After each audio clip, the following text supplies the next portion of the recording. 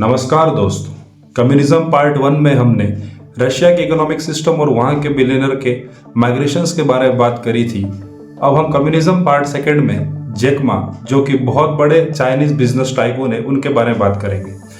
Jack Ma के बारे में आप जानते होंगे कि एक समय पे बहुत ज़्यादा वो सोशल मीडिया पे वायरल होते, हाईलाइट हो रहे थे। हाल ही में उनके बारे में कुछ भी सुनने को नहीं आता है और बहुत ही हिडन लाइफ जी रहे हैं। देखो, जैक मा जो है अलीबाबा बिजनेस.com या फिर बोलो कि दुनिया की सबसे बड़ी ई कॉमर्स साइटों में से एक मानी जाती है।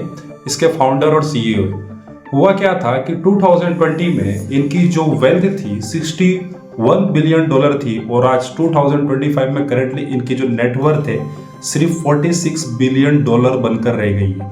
इसके पीछे के क्या रीजन है? देखो, चाइना जो है प्योरली कम्युनिस्ट कंट्री है, यानी कि वहाँ पर कोई भी इंसान गवर्नमेंट की पॉलिसीज के अगेंस्ट किसी पब्लिकली कभी भी क्रिटिसाइज नहीं कर सकता है। अगर वो ऐसा करता है तो कम्युनिस्ट गवर्नमेंट उसके खिलाफ कुछ हार्श एक्शंस ले सकती है। सिमिलर केस जब हुआ था, जब उनके एक आर्ट ग्रुप कंपनी वो चला रहे थे 2020 में, जो कि एक फाइनेंशियल सर्विस प्रोवाइड करती है वर्ल्ड लेवल पे।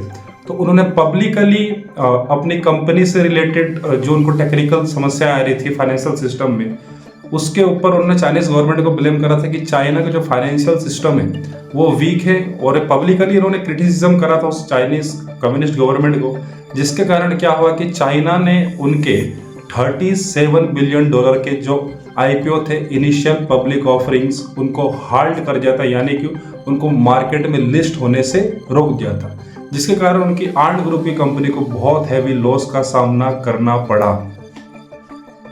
दोस्तों, जैक मा के कुछ शेयर्स पेटीएम जैसी कंपनीज में थे, जिसके कारण उनको धीरे धीरे यहाँ से भी अपने शेयर्स को फटाफट सोल्ड आउट करना पड़ा, जिसके कारण पेटीएम जैसी कंपनीज को भी लॉस का सामना करना पड़ा था। हालांकि अभी जैक मा एक फिलैंथ्रोपिस्ट वाली लाइफ जीते हैं, एजुकेशन को प्रमोट करते हैं और यूनिवर्सिटीज़ में लेक्चर्स डिलीवर करते हैं। वो बहुत ही हिडन लाइफ भी जी रहे हैं, सोशल मीडिया से काफ़ी ज़्यादा दूर रहते हैं।